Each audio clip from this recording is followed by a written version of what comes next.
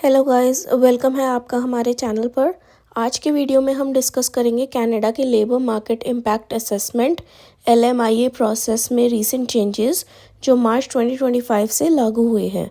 अगर आप कनाडा में काम करने का सोच रहे हैं या कैनेडियन इमिग्रेशन प्रोसेस को समझने की कोशिश कर रहे हैं तो ये वीडियो आपके लिए है।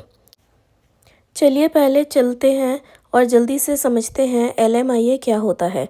Labour market impact assessment LMIA एक प्रोसेस है जो कैनेडियन एम्प्लॉयर्स को फॉरेन वर्कर्स को हायर करने के लिए फॉलो करना पड़ता है। इससे ये डिसाइड होता है कि क्या फॉरेन वर्कर्स की ज़रूरत है और उन्हें हायर करने से कैनेडियन लेबर मार्केट पे कोई इम्पैक्ट पड़ेगा या नहीं। हाल ही में मार्च 2025 में LMIA प्रोसेस में चेंजेस हुए हैं। चलिए जानते हैं क्या चेंजेस हुए हैं। मार्च 2025 में कनाडा ने LMIA प्रोसेस में कुछ सिग्निफिकेंट चेंजेस इंट्रोड्यूस किए हैं। इन चेंजेस में सबसे बड़ा चेंज ये है कि LMIA सपोर्टेड जॉब ऑफर्स के लिए CRS पॉइंट्स अब एक्सप्रेस एंट्री सिस्टम में नहीं दिए जाएंगे। ये चेंज क्यों हुआ है?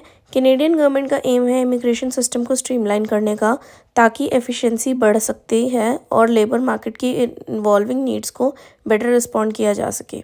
ये चेंजेस कनाडा के इमिग्रेशन सिस्टम को और ज़्यादा एक्सेप्टेबल और फेयर बनाने के लिए किए गए हैं।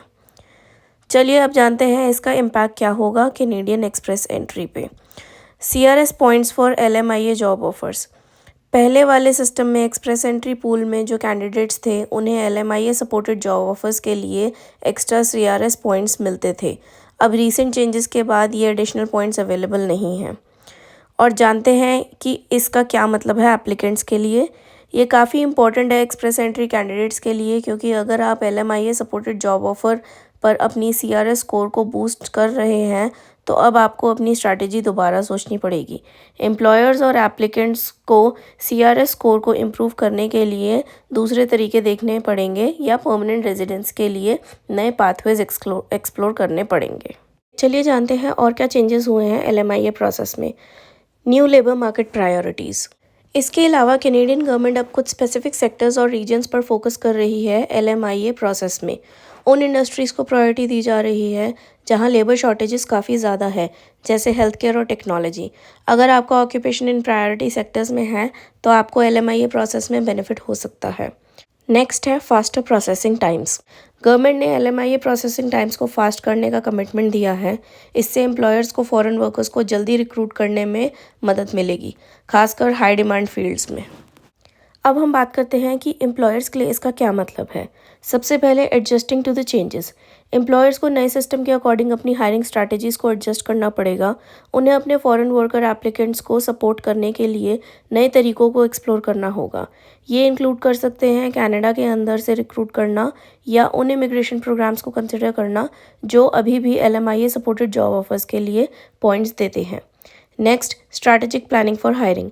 एम्प्लॉयर्स को फॉरेन वर्कर्स हायर करते वक्त और भी ज़्यादा स्ट्रैटेजिक होना पड़ेगा।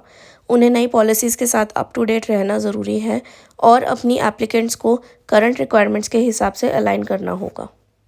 तो अगर हम समराइज़ करें तो मार्च 2025 में LMIA प्रोसेस में जो मेजर चेंजेस हुए हैं वो ये हैं कि LMIA सपोर्टेड जॉब ऑफर्स के लिए CRS पॉइंट्स अब एक्सप्रेस एंट्री सिस्टम में नहीं दिए जाएंगे। ये चेंज कैंडिडेट्स और एम्प्लॉयर्स दोनों को इम्पैक्ट करेगा जब उन्हें नए इमिग्रेशन लैंडस्केप के साथ अडेप्ट करना पड़ेगा। ये बहुत ज़रूरी है कि आप इन्फॉर्म रहें और कनाडा के परमानेंट रेजिडेंसी के लिए नए पाथवेज एक्सप्लोर करें। अगर आपको ये वीडियो हेल्पफुल लगा तो लाइक करें, सब्सक्राइब करें और बेल आइकन को हिट करें ताकि आपको हमारी और भी इमिग्रेशन न्यूज़ और टिप्स मिल सके।